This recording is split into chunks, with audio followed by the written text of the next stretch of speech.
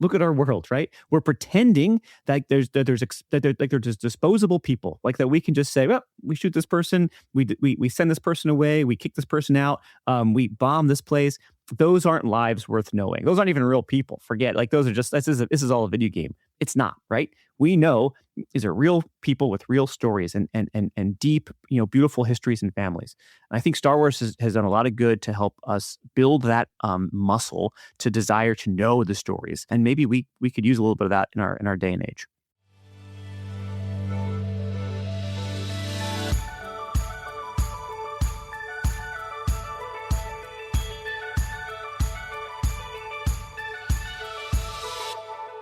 Hello, and welcome to the Shifting Culture podcast, in which we have conversations about the culture we create and the impact we can make. We long to see the body of Christ look like Jesus. I'm your host, Joshua Johnson. My son's name is Luke, and a couple days before I sat down with Eric Clayton for this conversation, I finally did the thing.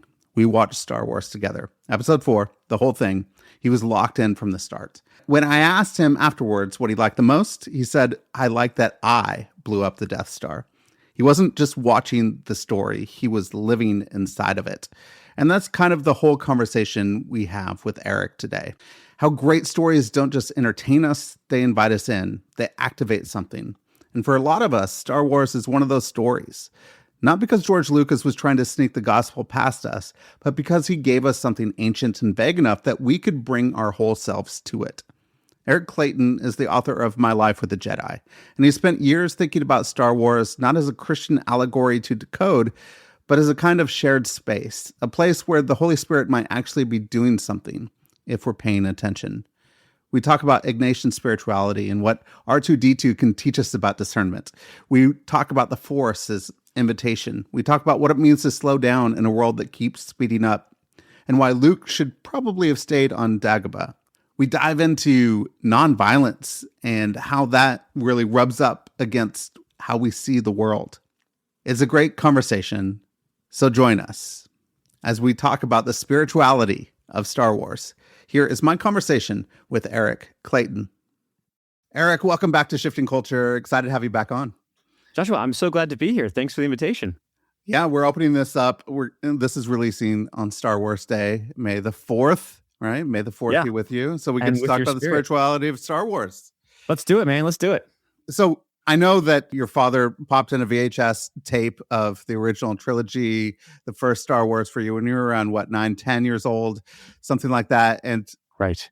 What really stood out as that started to play during that time in your life? What was popping for you with Star Wars? Yeah, I always say, I just feel like I was the right age, and I just remember, some of this might be lost to legend now. I just kind of, this is how it's been impressioned in my mind. But, we have that week or two of just going through the original trilogy, right? The original trilogy in its original format. And, just the idea of laser swords and like using your hand to like levitate rocks and stuff was just cool. And like all of us, I assume, whenever I went into the grocery store, I used the Force to open the doors, and that was the best. Yeah, it was so cool, right? Of course. And, you get those old wrapping paper rolls and you use the wrapping paper up so you can swing them around and hit your brother with them. And which is obviously what I did. That was just the stuff that really stuck. A very embodied sense of the film, right? It speaks, it allows this, like, I want to live it out, which is a good thing, I think, for storytelling. How do we live out the story? But it was like, my dad, he should have been on the marketing team for Lucasfilm, because he showed it to me right before the special editions came out. And so that meant, like, when we went to McDonald's or Burger King or whatever it was, I got all the toys in the Happy Meal, and then I'm jazzed about that. And then pretty soon thereafter we have the prequel series, right? So it was like I was the right age, and then boom, boom, boom, we had all of these other opportunities to get more Star Wars. And so it just unfolded. The universe expanded quite literally, and it went from there. I could just keep going. Got the books and the video games and all this stuff. Just playing Shadows of the Empire on Nintendo 64. So it was just the right age to really sink into me in a big way, and it was a lot of fun. Growing up, Star Wars imprinted on me and imprinted on so many people, imprinted on the vast majority of people around the world. It was like the biggest thing. So Star Wars itself, George Lucas is taking the myth of story and Campbell's story arc, what that looks like, and then he's actually then infusing really a spirituality that is pretty broad, that a lot of people can find themselves in that place and the spirituality of Star Wars. Where did things shift for you where you started to see aspects of spirituality in Star Wars rather than just the fandom and the love of the story? Yeah, that's a good question. It's so hard to like go back in time and be like, when was the moment? Because now I see it all, kind of in the present. I do think that kind of embodied nature of the story, which is not a phrase I would have ever used as a second grader, fourth grader, 18-year-old, whatever. I think was really key. The experience of spirituality, as you say, being so clearly present in the story and yet so vague, right? That's the invitation of Star Wars that George Lucas was intentionally put for us. What's your spiritual tradition? Come find it here in the story, and let's dialogue about it. But I don't know if it was necessarily until I started doing more and more of my own writing, just as a kind of a young professional, and thinking through, oh, hey, like we can use these stories as ways to communicate different forms of truth, different insights into the truth, maybe I would rather say, and use them as analogies and parables and things. Never, and I'm very clear about this, never because I'm trying to force like, oh, Star Wars is a secret Christian story, didn't you get it? Like I'm never trying to say that, but rather saying we all have access to these shared stories, and we all have different spiritual traditions and faith traditions and ways of experiencing that which is holy and divine. How can using Star Wars as a shared story bridge allow us to kind of come and meet in the middle?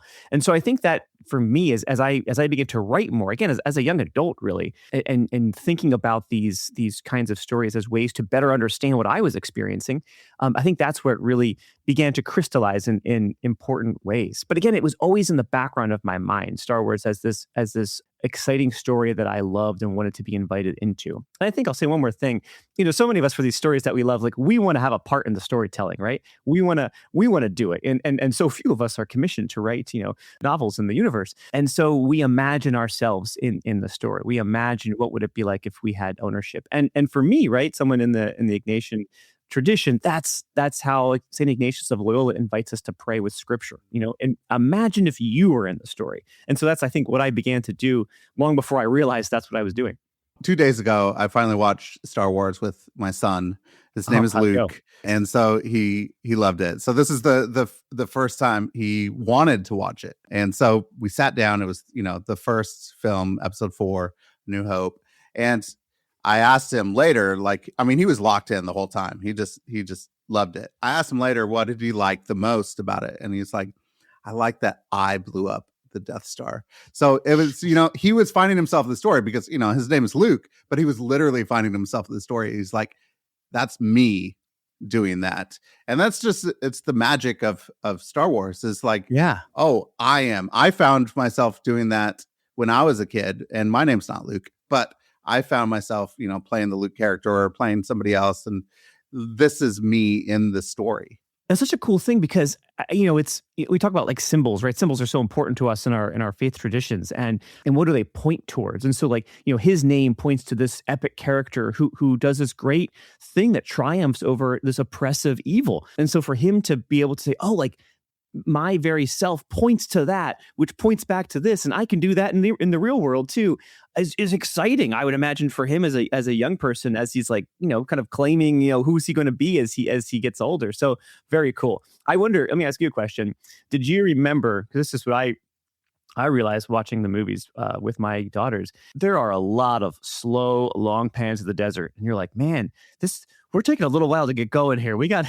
It took a long time. The beginning of the movie, I was like, wow, storytelling has shifted and changed. Movies have changed so much over the years. Like we get to like action right away, or else you have to have a hook in a movie for people, especially when you're watching at home, That's crazy. And yet what a good exercise in slowing it down, right? The storytelling, because like you're right, I was like, oh, my kids are never going to stand for this, and then they did, and then I just as an aside, this is not Star Wars related, but we've been watching a lot of Studio Ghibli, and the pacing of those movies is radically different, and it's exciting to see, can we, being myself and also my kids, like sit with this slower paced story and still love it and still sink into it as you've described, right? And still see ourselves in it. Was reminded of that in a big way when we just couldn't get out of Tatooine, those long pans. Yes, it's so true.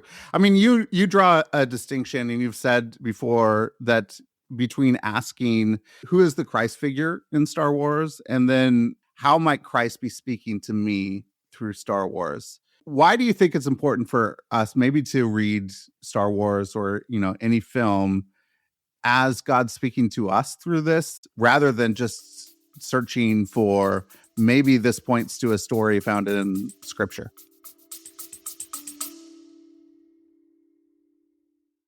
Hey everyone, thank you so much for listening, and thank you for supporting the show. If you'd like to support the show and get early ad-free episodes, you go to Substack at shiftingculture.substack.com, and with your subscription, you could have a private podcast feed in your podcast app where you get to download early episodes before anybody gets to listen to them. You could also support the show by going to the support the show link at the bottom of the show notes in the app that you're using right now. That goes to a page that supports the work my wife and I do around the world. That donation is also tax deductible. So if you want a tax deductible donation, you could go there. Or if you want to support the show by leaving a rating and review on Apple Podcasts or Spotify, that really helps new listeners find the show as well. So thank you so much for listening. Thank you for your support. And thank you so much for supporting this work so that we could see the body of Christ look more like Jesus. Yeah, no, great question. I think about, like Lord of the Rings is a good example of there are several clear Christ figures, and yet none of them are Christ figures, right? None of them are Christ, I guess. Whereas in Narnia, it's like Aslan is clearly the Christ figure. And both of those writers were very clearly Christian and writing from that point of view. Star Wars, that's not, there was no forced religion, as we've said. So anything that we're reading into it is exactly us reading into it. It wasn't like we're discovering the secret that was there all along, which I don't know is always a fair way to approach a story. I do like the idea, though, right? We're called to find Christ in all people, right? Jesus quite literally says to us in Scripture, what you've done for the least of these, you've done for me. And so it tells us like, oh, right, everybody is, Jesus is in everybody. The Christ is in everybody. And so can we look at stories like Star Wars and say, all of these characters might be, not all of them maybe, but more than one, are revelatory of something Christ-like. And how does that speak to me? So I think that becomes less of a me forcing my particular tradition on the story and me allowing the story to speak to me, right? Allowing the story to speak to me from itself. And I think we can do that because I always go back to this contention, right? Like when you're, think about standing around the proverbial water cooler, if anyone does that anymore. We always have this impulse, right? To say, did you see this film? Have you read this book? You have to read this book. You have to play this game, right? We have this desire to share story with other people because something within us has been activated. Something within us is on fire. Well, I think that's the Holy Spirit. I think the Holy Spirit is speaking through these stories of our time, getting us, amped up about them for a reason, not because, we just love seeing people get blown to bits, in space battles.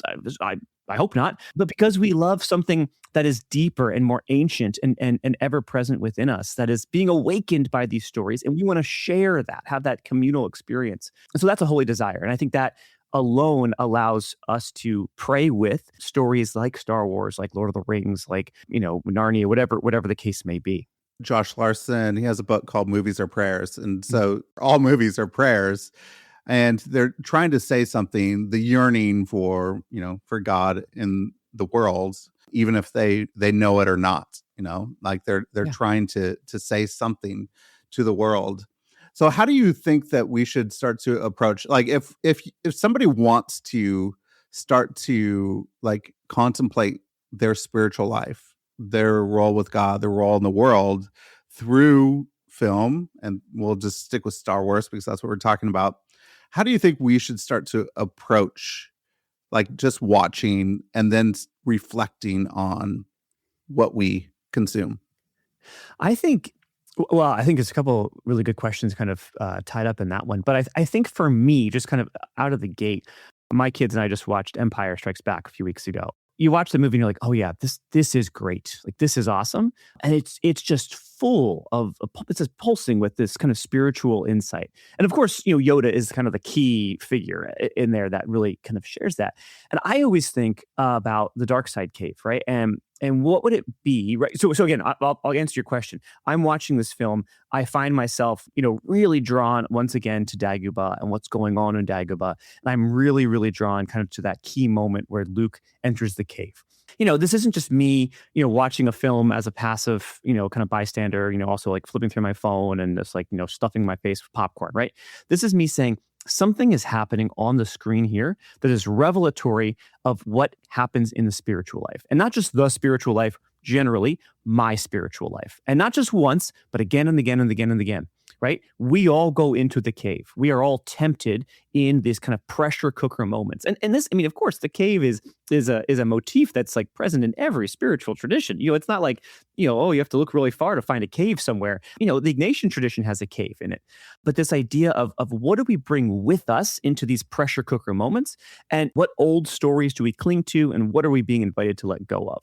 Of course, that particular scene, Luke, he's clinging to this old way. He has to defeat Vader quite literally. He's burdened with shame and guilt, and I too might fall to the dark side. But again, to zoom out and answer that question, I need to enter the cave myself. I need to pray with the scene that has spoken to me uniquely and say, well, what happens if I go into, what are the caves in my life, and what happens when I enter it? What do I encounter? And so for me, I think there's a lot of different ways to pray with films, but for me, that's a really helpful way to do it. You start with, well, what's the scene that is like leaping off the screen? What is the spiritual resonance? Some might not be quite as obvious as the cave, but it's there. And then what happens when you enter in, right? When you imagine yourself, as your son did, right? Becoming the character and doing the thing. How does the scene shift when you step into it? How does it become saturated with the uniqueness of your own story? And then what happens next? So that's how I think about it. I think there's other films, like I always go back to, K-pop Demon Hunters as a movie that the spirituality like walked off the screen. Like you didn't have to do any somersaults or twist yourselves into any things. Like it was there. There were demons whispering lies into the ears of our heroes, and our heroes had to react. Well, okay, from the Ignatian perspective, the false spirit is always whispering in our ears, and so some films just lend themselves really well to these things, and some I think we really just say, well, what struck me, and what is it, and why now? What do I pray with as a result? As you're letting go and holding what you can, like if you go into the cave, you learning something. I think he's learning maybe part of Ignatian spirituality of indifference. Yeah. I've been contemplating indifference for a while of like, how do I get to that place? And sometimes I get confused of like indifference is like apathy, but it's not apathy. It's like surrendering to God. And like, so talk to me about indifference. How do we find that in Star Wars? And then what is indifference? How do we hold that in our lives? Indifference in the Ignatian tradition is, I think the easiest kind of image is the closed fist versus an open hand, right? And what I mean by that is, are there things that we are clinging to? Because if we're clinging to them, be they good things or bad things, we are not indifferent. Indifferent means allowing ourselves to be completely available to God's desires in our lives and in our world, so that we can be kind of brought to where we are most needed. So indifference in the Ignatian sense is not apathy, as you say, but is in fact passion properly channeled. Passion to do that good thing, but not clinging too tightly to our own desires. In the exercise, in the spiritual exercises of Ignatius, he has a meditation where he invites you to consider, what happens if you come into a lot of money? What do you do? And there's kind of three responses. He says the first person, comes into a lot of money. They want to kind of dispose of it in a way that is in line with God's desires, but they never get around to it, and they procrastinate, and they kind of hem and haw, and then they die. Yep, we didn't do it. Second person has a lot of money. They want to do the same thing, and they say, all right, I got it. I'm going to do it. And they want God to kind of come along to their side of things, right? Not indifferent. That's doing what you want to do and bringing God into it, but not in a way that's allowing God to act. The third person, of course, is saying, I have this money. I want to dispose of it as God desires, and not flushing it down the toilet, not just giving it to charity kind of randomly, right? Even though those are well, the second thing is a great good, but saying I'm going to wait until God helps me to make this good decision and then act, right? And so it's that openness to it. So in Star Wars, if you think about R2D2, you think about R2D2, who is in that scene in Empire Strikes Back, where he's going about his, he's doing his programming. He's present to the moment, and what does he do? Right? They're trying to escape. Millennium Falcon's trying to escape Bespin. They're under attack by the Empire is trying to chase him down. R2D2 is kind of plugging himself into various ports to try and get doors open. And as he's doing it, right, he knows what he needs to do. We're trying to escape. That's the good we're trying to do. At the same time, he's open and available to what's happening around me. Well, he's receiving new information that's saying that that the hyperdrive has been deactivated on the Millennium Falcon, and so he's received that information. He's able to channel it and use it. He's not forcing, oh, everybody, like, this is the thing. We got to stop everything we're doing now and change direction. But when the time comes to use that information, he's able to do it and ready and willing, right? If you kind of hold him up against like C-3PO, who's just panicked, right? Or Chewbacca and Lando, who are just like hyper focused on this is the only thing we can do. The problem must be this one. He's available to information in its fullness as it's coming through, and is able to act then kind of in his, the fullness of his programming in that scenario, but fullness of self. It fits really well. There's a great book by Matthew Borland on the Zen of Star Wars that I found a lot of really beautiful overlap between his thinking on R2D2 and the Ignatian sense of indifference. I mean, that's beautiful to be able to do that. I think that's really difficult in our day and age. This is a human problem that we've had forever. It feels like because there's so much coming at us right now, it's harder to receive the right information and to discern in the midst of chaos. And in Star Wars, they're in chaos a lot. There's lots of battles, and they have to discern what is the way and how to follow what is the way of the Force or what is the way of the Sith. What does it look like then in Star Wars to help us in our day and age to discern well in the midst of chaos? Yeah, no, that's a great question. I've lately been more convinced that there is a need to slow down. Like that's like all the things of our days, like all the AI stuff, right? It makes us faster. We can get information faster and by ourselves. And I think that if we want to kind of cling to our humanity in its fullness, we have to accept that we need to go slower. And one of the greatest, like, not greatest, but like I'm most curious in Star Wars, like the what if moments, right? Like what, the hinge moments of the story. Like in Empire, Yoda says to Luke, and so does Obi-Wan, right? You need to stay here and finish your training. You need to wait. You need to be patient. And he doesn't do it. And the story unfolds. We know how the story unfolds, right? And it kind of works out for Luke. And we kind of say, I guess that was, the best, he made the right decision and so on and so forth. But what if he had slowed down? What if he'd stayed on Dagobah? Like, how does that what if play out? And I don't know. Because in some ways that seems to be a good example of this is the slower way. This is the way where we remove ourselves from the chaos of the literal wars, right? Of in Star Wars. And yet, that also looks like you're being selfish. It looks like you're being isolated. It looks like you are not trying to help your community. And so, Luke jumped back into the fray and saves the day, kind of. But I don't know. So that's like the hinge. I don't know. What do you think? Like if you game that out, how does that make the story different? Do we lose Leia and Lando and the droids, or does a greater good happen? I don't know.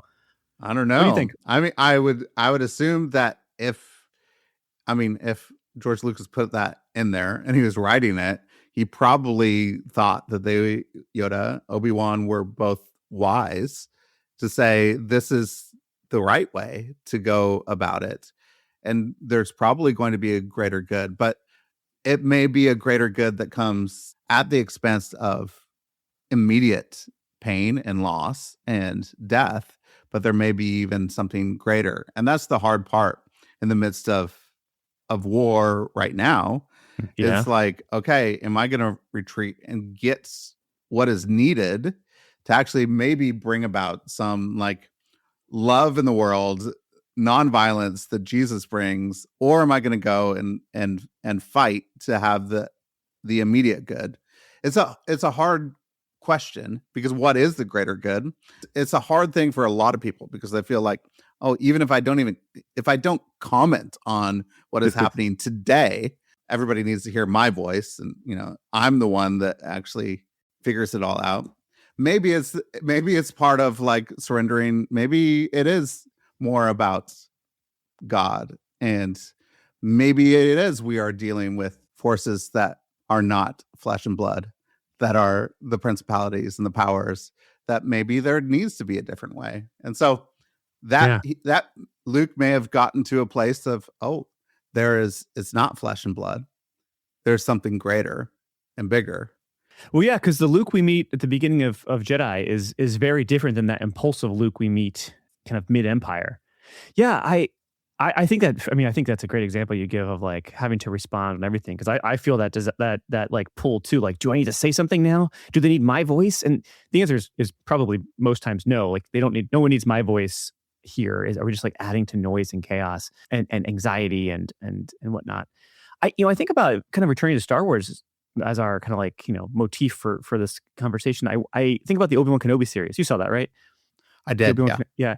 And I really liked the arc of that series. Like, again, like he's dealing with trauma, he's dealing with his own failure, but he's also like one of the most powerful Jedi is taken off the map for 19 years, right? The whole span of the Empire, basically, or just under, so that he can focus on one thing, right? On the one person given to him to protect. And a lot of terrible things happen as a result. And yet, because he is faithful to that very small, quiet, hidden mission, a great good emerges. So again, I don't know. I think it's not black and white. It's a very gray, nuanced kind of conversation. But that imagery, as he wrestles with his own failures and yet protects the thing that is needed to inject some good into the future, that's not nothing. So it's And then when Obi-Wan comes onto the Death Star, has this duel with Darth Vader, it feels like, hey, Obi-Wan he could probably take care of him. Like, he could probably get rid of him. And he decides to do something totally different, that I'm actually going to, I don't know, whatever, merge with the Force or whatever he's doing at that point, so that he could talk to Luke through it. That is the question of like going back for 19 years, being alone, going slow, making a decision in that moment of maybe there is a greater good here that will, propel us into the future, that maybe just killing Vader at that moment wouldn't do. No, I think you're exactly right. And I think too, Star Wars, right? A very violent title, and yet there's a lot of nonviolence in it. There's a lot of like third way decision making. And I wonder about Obi-Wan surrendering himself, right? Sacrificial love. So Luke can escape, but not just so Luke can escape, but so Luke can see. Luke sees what Obi-Wan does. And what does that mean? That means that then Luke has, like in the back of his mind, that kind of like gets pressure cooked in the cave and then appears in Jedi. Well, what if I didn't just strike Vader down? What if I pursued this third way? And that's how Jedi ends, right? He throws down his lightsaber, and that total self-sacrifice is what moves Vader to destroy evil. We see that in Last Jedi too, right? Luke is not even there fighting Kylo Ren. That's a non-violent option. And I think too, I don't know, have you seen the Rebels, Star Wars Rebels? I haven't. The TV show. No. So there's this wonderful scene. We're just like looking at this one episode where Obi-Wan and Maul fight each other again, and there's this change in Obi-Wan's perspective, because Obi-Wan is still kind of like coming off of that like swashbuckling Jedi Knight vibe, and you can see. I think it was very intentional. Dave Filoni made this decision in the art. He starts with holding the saber like he used to in the Clone Wars, right? Very much like a fighting stance, and then he changes to a defensive stance. And so the fight itself is basically like 2 hits and he wins. But it's not a showy fight. It's not about the violence. It's about getting to the end. And I just think that shift between this isn't a game. This is about something bigger. That thread goes all the way through Obi-Wan sacrificing the Death Star, Luke throwing his lightsaber down in Jedi, Luke showing up to not actually fight Kylo Ren, but to distract so that others can live to fight the day, save, keep going, is a very kind of powerful thread in Star Wars that is not always consistent, but is easily missed amidst all of the, pew, pew, pew, pew, pew. So, If we talk again about The Last Jedi, Luke is not there fighting Kylo Ren. He's distracting. He's doing the same thing of what Obi-Wan did on the Death Star, really to let Luke escape. Sees that. One of the things that you said we were talking about at the beginning was almost inserting yourself in the story. And it seems Rian Johnson did a little bit of that and then said Star Wars is really for all of us. mm-hmm. There was a lot of backlash because of that. And The Last Jedi is maybe my favorite Star Wars film. I like Rian Johnson's sensibility. And Agreed. So I'm just a fan of Rian Johnson and his writing and directing. But why do you think that one of the major themes of Star Wars, of finding yourself in the story, maybe there was some backlash against that, and maybe even some of that, like not being there, some of that nonviolence that we were talking about, I think rubbed people the wrong way?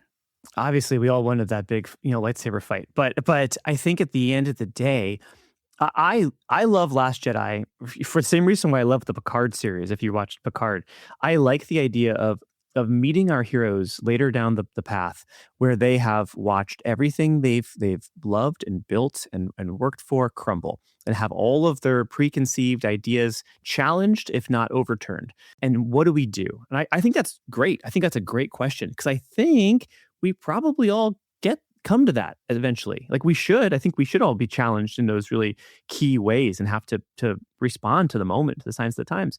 I don't think, though, people want that. I think we want to pretend that life is a linear path, and we just, get more and more right as we go, and more kind of righteous as we go. And man, like by the time I hit age of old man Luke, I'm going to be like perfect and just nailing it, and everything's going to be great. And so I think, like, sure, people were grumpy because, their heroic Jedi Knight wasn't the Jedi Master they'd hoped for, and wasn't, swashbuckling, and fighting and so powerful. But I think probably people were actually upset because they don't want that for themselves. None of us want to be wrong and challenged. And what happens, right? They say it on the screen. It's Luke or Rey, but one of them say, the Force isn't just lifting rocks and standing before the evil with a laser sword and so on and so forth. And that's, of course, everything Luke does in the end, and everything Rey does in the end. That's how the day is saved, because all the things Luke thought the Jedi weren't, in fact, was necessary. And so I think it's hard. I think we find ourselves there necessarily in our own kind of heroic journey. And I think we have to be ready for that, but I think none of us want to. And again, the nonviolence is especially on the screen, is a lot less sexy than a cool, Phantom Menace era lightsaber battle, right? But it is the better way. It is, and I applaud people for trying to portray a better way in the midst of something called Star Wars, and like in the middle of a war. Like, what do you do in the middle of a war? One of the things that I thought was interesting in what you draw out is the way of the Sith, and how that actually moves towards the inner life and us as, lifting ourselves up. And the way of Christ is opposite of the way of the Sith. Why do you think then these Sith lords and the way of the Sith personify evil? Like, what is he trying to say about the nature of evil? Most simply, because they can't share, right? The rule of two, right, is though that one has all the power and the other can crave it. That's the Sith. That's the only rule of the Sith, is that there's two Sith lords, and one embodies the power and the other craves it. And what does that mean? If you're going to crave power, it means you want to destroy the one who holds it so you can have it. There's a wonderful line. It's like the Book of the Sith. I forget who the author is, but it's like one of those kind of in-world, I think it's Legends now, but in-world books that kind of compares like the Force and the Sith mentality as like a single drop of liquid that only is diluted the more it is shared, right? So you want to keep it all for yourself so that you have the most power, most poignant power. And, in the Ignatian tradition, we talk about the two standards, right? The standard of Christ and the standard of the enemy. And the standard of the enemy it's a path, right? I mean, everything about nation spirituality and the spiritual life writ large is about trajectory setting. But this meditation in a particular way, the standard of the enemy is marked by desire for increased riches, increased honors, and increased pride, right? And you can use words like bloated, overweening, inordinate, right? This isn't just like I have enough money to pay my bills and send my kids to school, right? This is like I need money for the sake of money. I need to be praised because I am better than you, and I want you to look at me in all my glory. That path is lonely, right? It's isolating. It has to be, because if I want you to look at me because of how awesome I am, then I don't want you to look at other people. I don't want you to be taking into account the good things other people do, because I have it all. I'm the one. I'm the only one, right? That's how it looks in our day, in our kind of mundane lives, I think.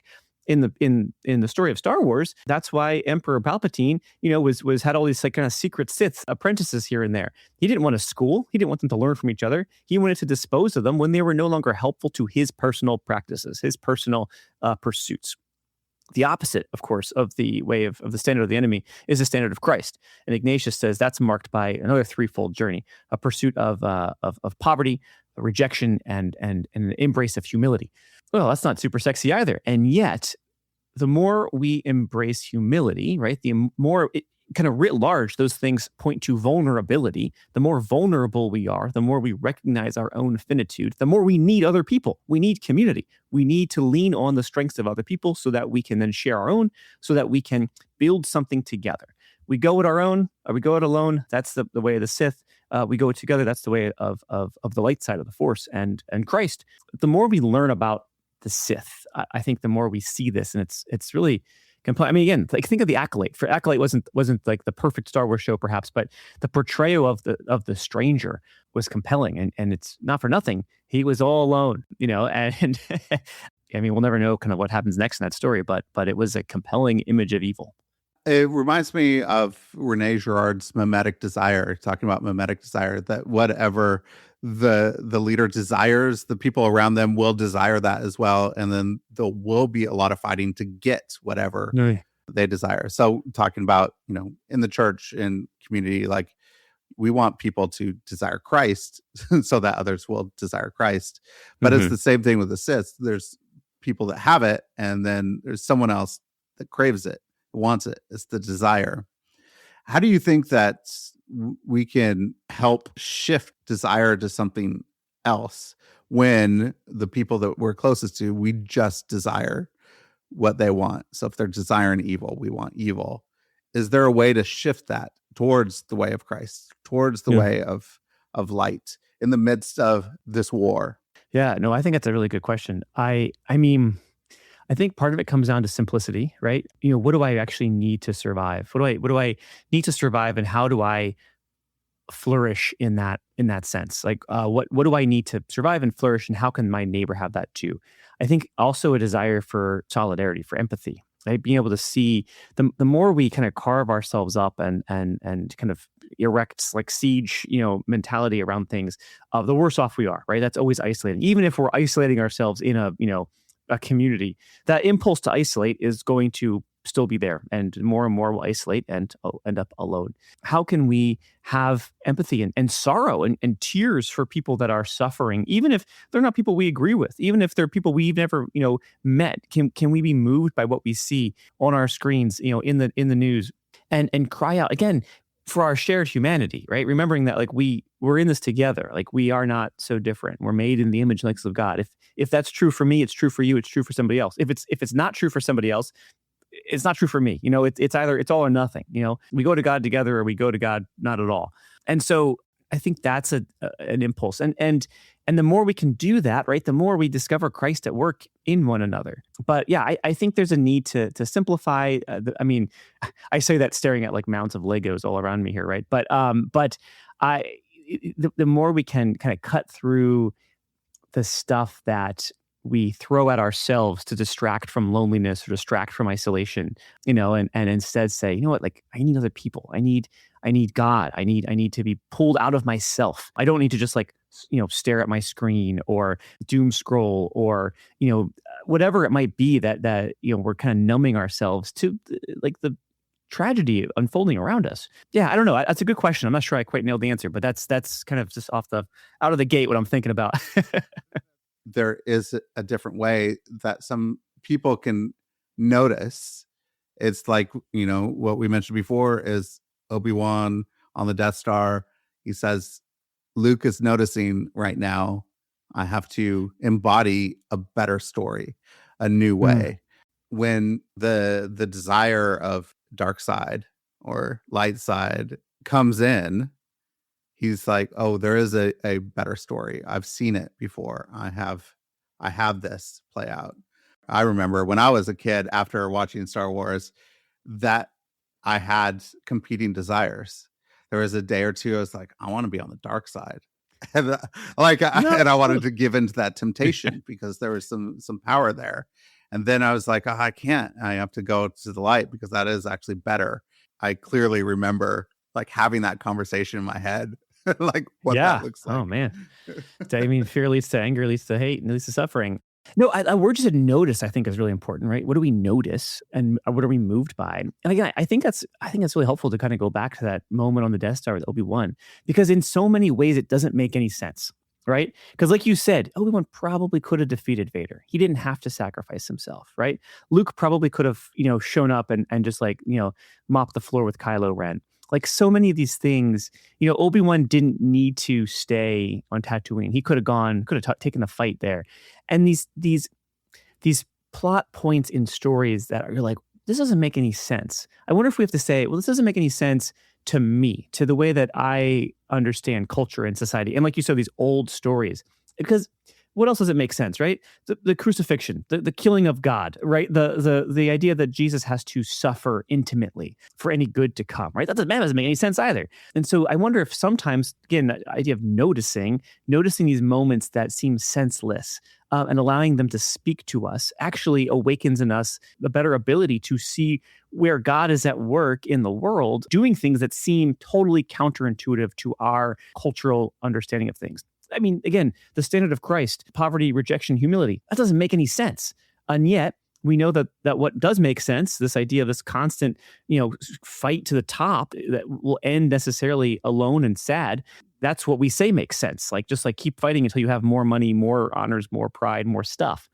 That doesn't actually make sense when we game it out. But that's what we've all kind of agreed on, signed up for, right? So I think it's helpful noticing those things that are countercultural and allowing them to really awaken something within us, because I think that's the spirit. I thoroughly loved the series Andor, following the rebels, this strange Star Wars story without lightsabers that lead up to Rogue One in the story, and then leads up to, episode 4.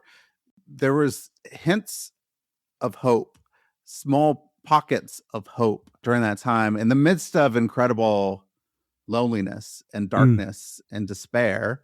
How do we take some of that hope? How do we find that hope like the rebels found in Andor? Yeah, I mean, Andor felt a little bit like watching the news sometimes, right? I know. So, yeah, hope is a disposition, right? Hope isn't necessarily a thing. I think hope is a way of living, and I think if we live in a way where we're both trying to bring about, it's the both and, right? Both end of the kingdom. Kingdom is both here and not yet. Andor was dark, and yet we saw glimmers, like you said, of joy, of friendship. I think we end with a new life, right? That's the kind of one of the last scenes of the TV show. The fellowship that comes together, the people that are kind of thrust together, the sacrifices that are made.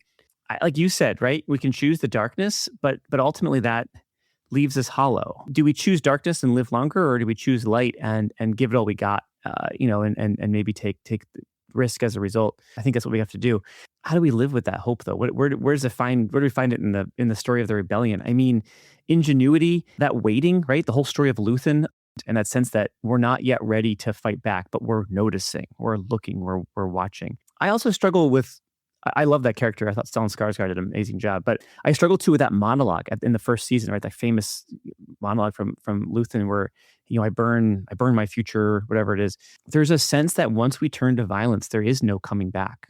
It's so hard to live on the other side of that, and I think we see that in our own history, in our own days. Once we've embraced a violent path, we trip into a cycle, an arms race of sorts, and it's really hard to build something after that. I don't know if I quite answered the question, but because it is so troubling and is so prescient. But I think hope has to be a way of living and not something that we necessarily chase. And it has to also be, if we live that way, we live, I think, more indifferent in the Ignatian sense, more free and able to respond to, well, how can I use what I have now in this moment to meet the signs of the times for the greater good? You've written about wounds from the past, maybe because we just talked about that Luthen thing and violence, and wounds from the past can't be edited out, and they can't be edited out of our life. So then what does redemption look like? I think maybe that's a good fit from hope into then redemption, when there are wounds that we can't forget about. We can't say they're gone. We've done them. We've entered into violence. What does redemption then look like? Yeah. Well, first we have to say, right, redemption is for everybody, and redemption is necessarily part of like at least how I see the world, right? That's like the key to the Christian story. So it has to be available to all, or again, it's available to none. I think redemption is that slow muddling forward, right? We've all made mistakes. Some are big, some are really big, but we have to muddle through. And I think that muddling through is necessarily done in community, right? You have to stumble into bounce against the people that you've hurt, people that you want to heal, because if we pretend we aren't wounded, if we pretend that we're perfect, if we just kind of suppress and push down those darker parts of ourselves or our story, there's no healing. I don't know. It's such an easy visual. Like, think of a wound. If you don't let a wound heal on your body, it's going to fester and infect the body, right? It's like, if you keep pouring sand, I burned my finger the other day, and it was just a terrible burn, open and everything. And then I went to a water park, and I'm like, oh, there's no better place to just let this wound fester than pretending I don't have like an exposed, like I have to take care of it. I have to cover it up so it can heal properly. I think we do it in community. And I think, I guess a great story it's one of the holes in the Star Wars story, right? The great villains of Star Wars don't have to do the work of redemption. Ben Solo dies. Anakin Skywalker dies. They don't have to go about the hard work of asking for forgiveness, of saying, I messed up and want to make this right. They just are taken off the map. As a quote I often go to, there's a great Canadian Jesuit, Father John English. He's since deceased, but he says something to the effect of, whenever we pray with our stories, our personal stories, right, we have to remember that God is approving and affirming as we wade through both the good and the bad. And that's not saying that God doesn't care about bad things that have happened to us. Of course, God cares intimately about that. And that's not saying that God is saying, oh, we'll just gloss over it. It doesn't matter. It's in the past. We're living in the present. Neither of those things are true. But God is pleased and delights when we take a hard, loving look at where we've fallen short, or where others falling short has affected us, because we have to make sense of these things. Why? Because God has always been at work in our story. If we just cut out entire chunks of our story because, we don't want to look at that, we're probably missing key moments where the Spirit has been at work, patterns that might be really important for us to identify, name, and then, own for the present. We're all wounded, unfortunately, necessarily so. So we can be in solidarity in that. It reminds us of our vulnerability, which is important for the standard of Christ, right? And for the kind of thrust together in community. And we all have things to mend. And so we can do it together, or we can, pretend we don't have to and go it alone. What are you taking from Star Wars today to help you embody a better story? Yeah, great question. I am thinking a lot about how Star Wars has done a lot of work, in part because it's, almost 50 years old, right? And there's a lot of money to be made by telling new stories, but there's always new characters that have kind of always been there. And we kind of call them up to the front, or we kind of change, we kind of expand the frame a little bit, and suddenly we see, we see the backstory of Rogue One, holding up A New Hope. And I think that's really, really helpful, because what that tells us is that, there's more than 3 main characters in this story. There's actually a whole bunch of people that make the work go. And not just kind of generic people, but full flesh and blood people that have stories and hopes and dreams and aspirations and lives cut short, that we should know about because they were key to the story. I feel like I've watched some movies lately, last year or so, where you start with that, as we were saying, right? That key moment at the beginning where just like gunning down people left and right, and bodies are scattered here, there, and everywhere. And like I find that so offensive to my sensibilities, just because like I hate that. But B, we're pretending in the story like those weren't characters, like those weren't people with their own stories. And I'm so enchanted by a Star Wars world that says there's a lot of characters here, and if you get to know them, the world gets bigger. And world building is what we're all about, right? That's a spirituality that's key to the Christian project, any religious project, really, right? World building is ever bigger. Why is that key for now? Why am I embodying that now? Because look at our world, right? We're pretending that there's disposable people, like that we can just say, well, we shoot this person, we send this person away, we kick this person out, we bomb this place. Those aren't lives worth knowing. Those aren't even real people. Forget, like those are just, this is all a video game. It's not, right? We know these are real people with real stories and deep, beautiful histories and families. And I think Star Wars has done a lot of good to help us build that muscle to desire to know the stories. And maybe we could use a little bit of that in our day and age. I'd love to get a recommendation or two from you. So anything that you've been reading or watching as far as Star Wars goes that is maybe off the beaten path that you'd recommend? Oh man, as far as Star Wars goes, well, I mean, I think I've probably watched it all, to be honest. I just always love the story of Obi-Wan. I don't know if there's it's not off the beaten path, certainly, but I'm excited for the Maul series that comes out, or I think will be out by the time people hear this episode. I think Maul is a great tragic character, right? Because he, that's what happens when you follow the standard of the enemy, and it's and it was a tragic story because it didn't have to be that way for him. Like he's a good kind of character that wrestles. So I think reflecting on that character is probably useful to all of us. Another book I confess I've kind of fallen behind in my Star Wars reading, but one of the books that I thought did a really nice job of helping us think about the living force and the cosmic force, right? Is John Jackson Miller's book called The Living Force that takes place, I think it's a year or 10 years. It's before The Phantom Menace, but it's kind of an intimate story. It's not like how it's going to end, so it's not so much like the stakes feel really high, but it's a good meditation on how do we allow our spiritual lives to, again, bring us into a collision course with other people, versus allowing our spirituality to justify our, pulling back and separating from the needs of the world. So I really like that one. Have you read that one? Do you know that one? No, I haven't. Yeah, I like that. But then, yeah, the books I mentioned earlier, the Zen of Star Wars, Zen of R2-D2, those books by Matt Berlin are really helpful, kind of way of kind of coming at Star Wars from a different religious perspective. Well, and your book, My Life with the Jedi, came out a couple years ago, and it's fantastic. So people, if you're interested in Star Wars and the spirituality of Star Wars, how you could actually see your spiritual life through the lens of Star Wars and what that looks like, Ignatian spirituality, you start to be interested in some of that. This is a fantastic book as well. So you could get Eric's book, My Life with the Jedi, anywhere books are sold. People can find me at ericclaytonwrites.com, and they can tell me what they think of it.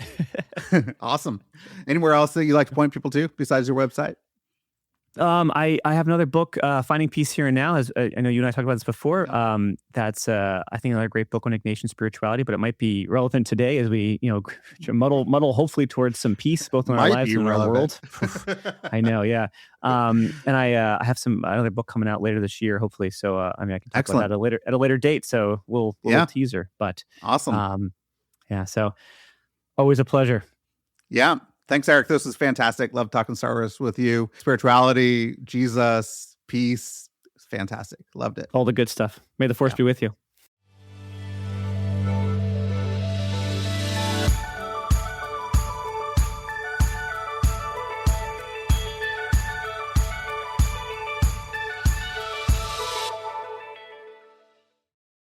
Thanks for listening to this episode of Shifting Culture.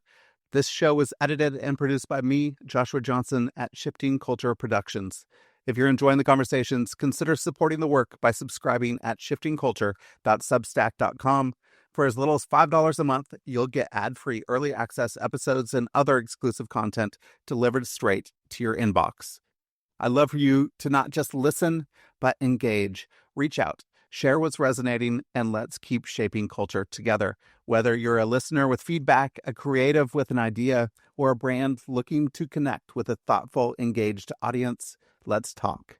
If you're interested in advertising on the show, I'd love to hear from you. Contact me directly for rates and availability. Until next time, let's keep shifting culture.